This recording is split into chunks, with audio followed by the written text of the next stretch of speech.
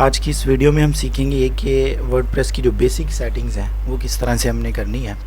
तो सबसे पहले हम जाएंगे सेटिंग्स के अंदर, जनरल पे क्लिक करेंगे हम,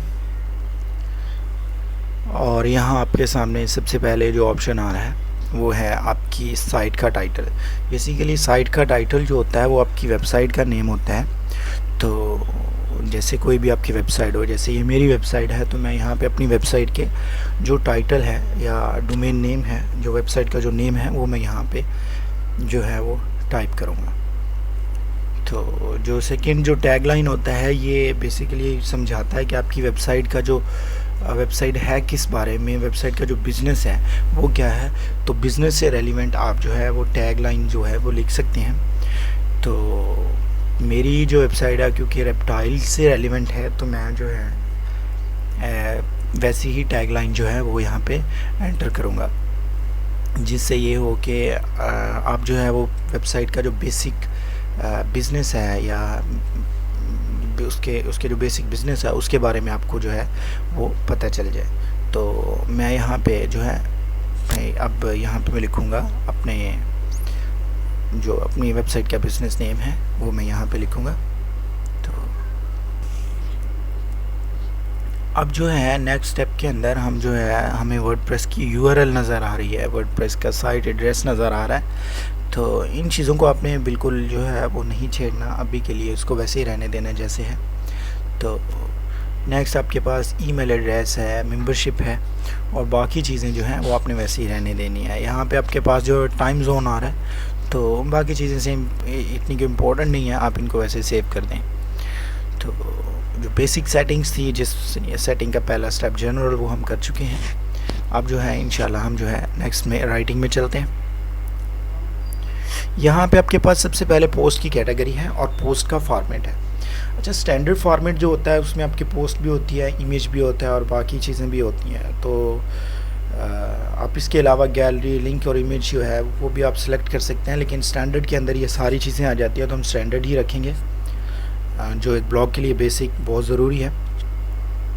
बाकी ये जो है ये जो है आपकी जो वेबसाइट है उसके जो है सर्विसेज हैं। तो ये इंशाल्लाह जो है नेक्स्ट हम बात करेंगे कि ये किस तरह से होती हैं और इसे क्या कहते हैं। आपने अभी इसको छेड़ने की ज़रूरत नहीं है, आप इसको सेव कर दें और फिर जो है आप रीडिंग पे आ जाएं। यहाँ पे आपसे ये पूछा जा रहा है कि आप कितनी पोस्ट जो है वो एक ब्लॉग के ऊपर आप शो करना चाहते हैं, एक पेज के ऊपर, और 10 जो है वो नॉर्मली रखी जाती हैं, तो एवरेज जो है वो ठीक है। इसके अलावा आप आपका जो आर्टिकल जो भी आप लिखे हैं वो फुल टेक्स्ट में होना चाहिए या समरी में होना चाहिए, ये ऑप्शन है। और लास्ट में जो है वो डिस्कस इंजन का ऑप्शन है। ये तब आप कर सकते हैं जब आपकी वेबसाइट अभी रेडी ना हो और आप नहीं चाहते कि आपकी वेबसाइट जो है वो इंडेक्स हो, गूगल सर्च के अंदर आए, तो आप इसको टिक कर सकते हैं। तो मेरा नहीं ख्याल कि आपको ये स्टार्टिंग में करना चाहिए, क्योंकि अगर आपकी एक पोस्ट भी हो तो और अच्छा कंटेंट हो, ऑप्टिमाइज हो, तो उसको आपको अपनी वेबसाइट का जो ये वाला ऑप्शन है discuss search engine from indexing site, इसको आपने टिक नहीं करना। अब नेक्स्ट चलते हैं, और नेक्स्ट जो हमारा ऑप्शन है डिस्कशन, इसके अंदर हम जो है वो डिफ़ॉल्ट आर्टिकल की सेटिंग के अंदर जाते हैं। पहला ऑप्शन ये है कि आप जो है वो लिंक्स जो हैं ब्लॉग्स की दूसरे आर्टिकल से, अगर कोई आर्टिकल से दूसरे से लिंक आती है तो आप अगर इस ऑप्शन पहले को टिक रखते हैं तो आपको नोटिफाई किया जाएगा। इसके अलावा जो सेकंड ऑप्शन है उसके अंदर भी जो है वो नोटिफिकेशन अलाउ फॉर दूसरे ब्लॉग से है। इसके अलावा इसका आपके पास कमेंट्स की सेटिंग्स हैं, तो जैसी आपकी रिक्वायरमेंट हो आप उसको रख सकते हैं। और यहाँ पे कमेंट्स जो है author must be fill out the email address, इसका मतलब ये होगा कि अगर आप चाहते हैं कि ईमेल एड्रेस भी आपकी जो है जो बंदा कमेंट्स करे उसको वो जो है एड्रेस भी एंटर करे तो आप कर सकते हैं। बाकी सेटिंग सेम वैसे ही हैं।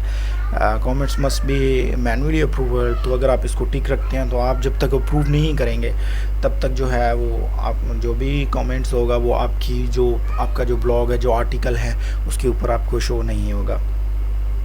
तो अगर आप ये चाहते हैं तो आप इसको टिक रखें और आप जो है वो इसको कर सकते हैं। आगे जो है ईमेल की टाइप्स हैं। ईमेल जो है एनी पोस्ट कमेंट्स, यानी अगर एनीवन जो है कोई भी आपके पोस्ट आके पढ़ता है, रीड करता है, तो वो कमेंट्स कर सकता है। तो ये आपके पास ऑप्शन है। और जब तक नेक्स्ट सेकंड ऑप्शन जो है मॉडरेशन का है, मेरा नहीं ख्याल कि इन दोनों को ज़रूरत है, आप इन दोनों को अनटिक कर दें और ये ज़रूरत नहीं है। मेरा ख्याल ये भी है कि अगर आप मैनुअली अगर आप इसको अप्रूवल नहीं रखना चाह रहे तो कोई ऐसा मसला नहीं है। अच्छा, ये जो ऑप्शन आपके आ रहे हैं डिस्प्ले अवतार और मैक्सिमम रेटिंग्स जो है, ये मे बी आपके जो है वहाँ पे शो ना हो। उसकी रीज़न ये है कि मेरा जो अकाउंट बना हुआ है एक प्रॉपर तरीके से वर्डप्रेस के साथ, तो इस वजह से जब मैं उस ईमेल से जब भी बनाता हूँ तो वो हमारे पास ऑप्शन आता है, आप जो है यहाँ पे लोगो को सिलेक्ट कर सकते हैं, लोगो वाले ऑप्शंस को। अच्छा जी, तो अब आगे चलते हैं। मीडिया, यहाँ थंबनेल का साइज़ है, मीडिया का साइज़ है, मीडियम साइज़ है और फिर उसके बाद लार्ज साइज़ है।